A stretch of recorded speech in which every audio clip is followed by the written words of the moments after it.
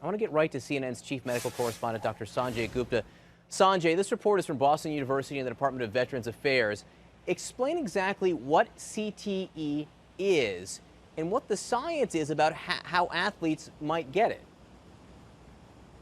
Yeah, I mean, this is a relatively new term, John, for a lot of people.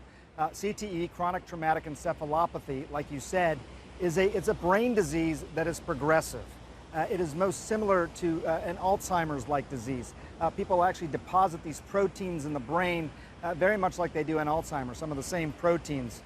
This typically occurs from people who have taken repeated blows to the head. I talked to one of the pathologists who was conducting the study. I said, is there any other thing that would cause CTE? She told me no. It's blows to the head that can cause concussions or subconcussive sort of hits. When people have had a number of those, it can lead to the CTE.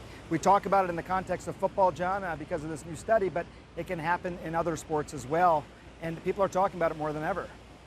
And it's only diagnosed, I understand, Sanjay, after the fact, like this, when brains are donated after the death of some of these players. The NFL put out a statement in response to this report saying, quote, "We are dedicated to making football safer, continue to take steps to protect players, including rule changes and advanced sideline technology and expanding medical resources."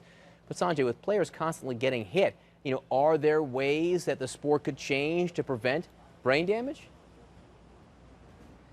I think so, John, and I asked the researchers who've been doing this study. I talked to the chief health advisor for the NFL recently, and they both say it is possible to make it a safer game and still have it be football. A couple of examples. First of all, one of the worst consequences is if someone has a concussion and then is not taken out of the game, and they get a second concussion. That's called second impact syndrome.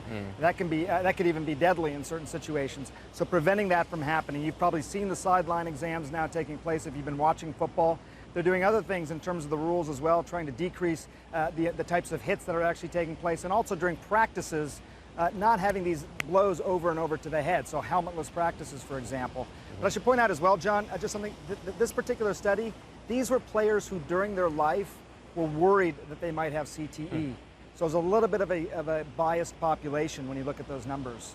And well, hopefully in their deaths, it will contribute to the science of understanding what's going on here. Dr. Sanjay Gupta, thank you so much. I should say, Sanjay, you noticed, is out there in Malibu in a beautiful setting. He's there to compete in CNN Fit Nation Triathlon, which he is predicted to win. So good luck, Sanjay.